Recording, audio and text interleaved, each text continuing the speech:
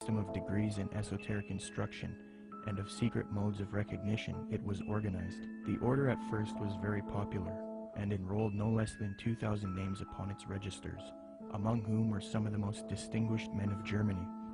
It extended rapidly into other countries, and its lodges were to be found in France, Belgium, Holland, Denmark, Sweden, Poland, Hungary, and Italy.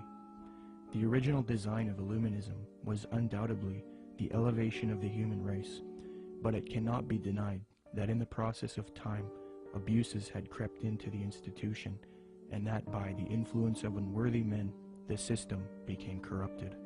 So fused with Freemasonry in the 18th century was the doctrine of elitism and globalization, the overthrow of religion, namely Christianity.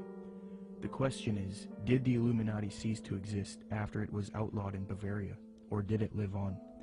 According to historians like Mackey and others, the Illuminati infiltrated Masonic lodges all over Europe before it was persecuted by the Bavarian government. So with that in mind, how could the Bavarian government stop this order if it was already all over Europe? The answer is they couldn't have. The Illuminati was too big, and thus it continued under Freemasonry.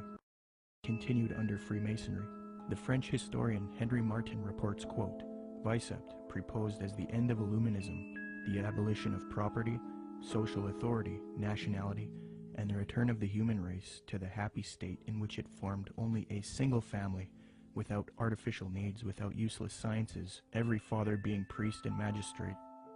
President George Washington himself was convinced that the Illuminati existed after 1785, when it was outlawed in Bavaria. He corresponded with the Reverend named G.W. Snyder, voicing his concerns about the Illuminati. This was written 13 years after the Illuminati was outlawed in Bavaria. George Washington states, quote, I have heard much of the nefarious and dangerous plans and doctrines of the Illuminati.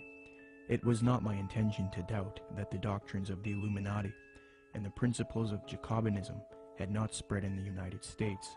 On the contrary, no one is more truly satisfied of this fact than I am.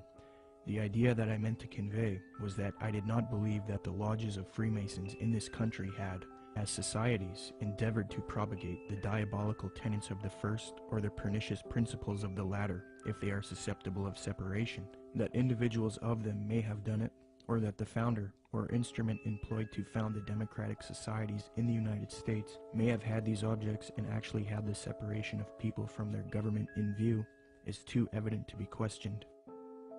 From President Washington, we learned that he believed the Illuminati was nefarious and dangerous. He had little doubt about the Illuminati spreading to America by 1798. He was truly satisfied, or in other words, convinced of this fact. He thought it was too early for whole Masonic lodges to be striving for Illuminati objectives, but he did believe individuals within American lodges were certainly doing so. He believed the founder or instrument used to found the democratic societies in the USA may have had Illuminati objectives in mind, and that they had the separation of the people from their government in view. According to Washington, these things are too evident to be questioned. That same year, the president of Yale University, Timothy Dwight IV, spoke out against the Illuminati. Quote, the great and good ends proposed by the Illuminati as the ultimate objects of their union are the overthrow of religion, government, and human society, civil and domestic.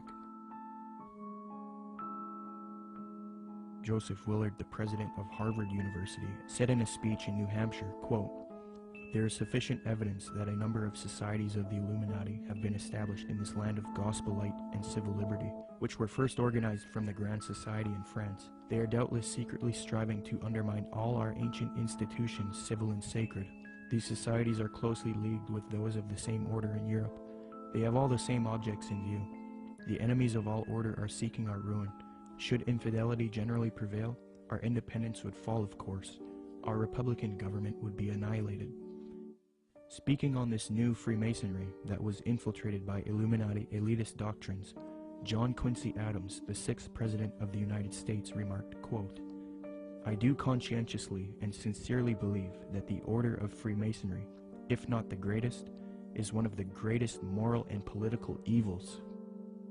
Because this Illuminati doctrine of globalization and societal reform was fused into Freemasonry, later prominent Masons started voicing their anticipation of a new world order, one world system.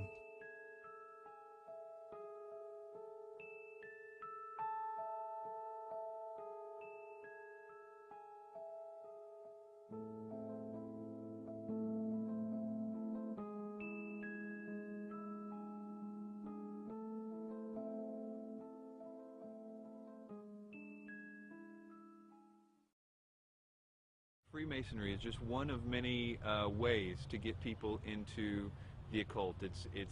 But even more than that, it's able to get them into a really sort of packaged way to produce people that can be used in a more mechanical way in the system. That is, that they can be put into places of power to turn a lot of the gears and things like that. Let me demonstrate that the high levels of Freemasonry and Theosophy are now simultaneously striving for a new world order, one world religion. Their dogma is that for the upcoming age of Aquarius, humanity needs to unite into a one world government or new world order. The former Supreme Grand Master of the Fraternity of the Rosy Cross, or FRC, Reuben Swinburne Clymer, wrote in his work Ancient Mystic Oriental Freemasonry, quote, "Mystic Masonry is not only the key to the religion taught to all men in all ages from the very beginning of conscious life up to the present, but it holds the keys to these religious and is, in fact, the very repository of religion itself. It has for its object the uniting of mankind into a universal brotherhood." The 19th and 20th century Freemason and Rosicrucian Arthur Edward Waite admitted that secret societies he was involved with control political, scientific, and religious affairs. Waite believed that these societies always existed in every nation and are connected to modern societies, which I believe can be disputed. But nonetheless, he stated the following in his work, The Real History of the Rosicrucians, quote, "Beneath the broad tide of human history, there flow the stealthy undercurrents of the secret societies, which frequently determine in the depths the changes that take place upon the surface. These societies have existed in all ages and among all nations, and tradition has invariably ascribed to them the possession of important knowledge in the religious, scientific, or political order according to the various character of their pretensions," unquote. The official Freemasonic Scottish Rite magazine, entitled The New Age magazine, admits that it is for a new world order, new world religion, and new age. Quote, "Great God our King has chosen the great American public schools to pave the way for the new race, the new religion, and the new civilization that is taking place in America. Any mother, father, or guardian who is responsible for the taking away of the freedom of mind, freedom of will, or freedom of spirit is the lowest criminal on earth, because they take away from that child the God-given right to become part of God's great plan in America for the dawn of the new age of the world." 33rd degree Freemason Manly Palmer Hall advocated world government, quote, "The new Atlantis sets forth an ideal government of the earth. It foretells that day when in the midst of men there shall rise up a vast institution composed of the philosophic elect, an order of illumined men band together for the purpose of investigating the laws of life and the mysteries of the universe. The age of boundaries is closing, and we are approaching a nobler era when nations shall be no more, when the lines of race and caste shall be wiped out, when the whole earth shall be under one order, one government, one administrative body," unquote. Alice Bailey, the prominent theosophist, stated, quote, "The new era is coming. The new ideals, the new civilization, the new modes of life, of education, of religious presentation, and of government are slowly precipitating, and nothing can stop them." N. Sri Ram, a prominent theosophist and New World Order advocate, stated, quote, "Let us first consider the restoration of the mysteries. It is well known among members of the co-Masonic movement that its work has been faithfully continued up to the present, and that its number of lodges has steadily increased. I imagine that at such an auspicious time, when the inner and outer worlds will have come much nearer together, some of the great leaders of the hierarchy might take part in the outer work of reconstruction, and will then become the recognized leaders of the new world government," unquote.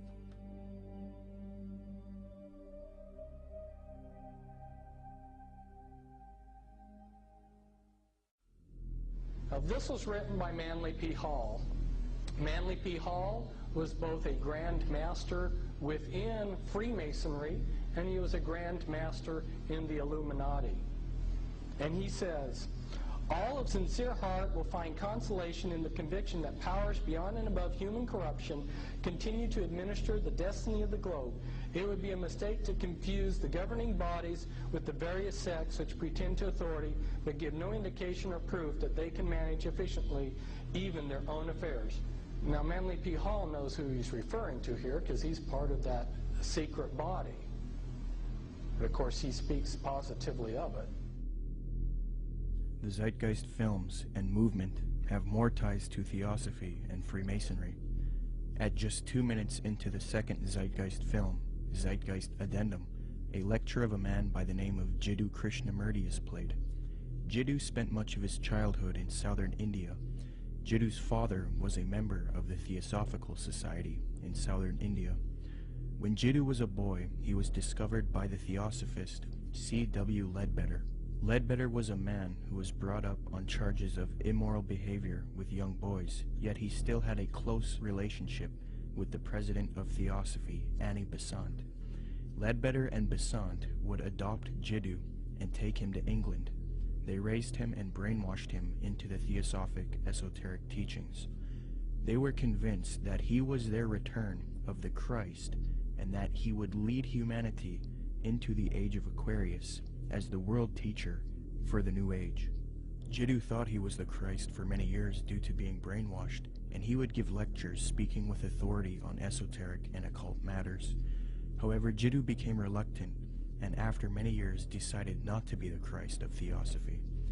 He was a false Christ, and he later departed from Theosophy.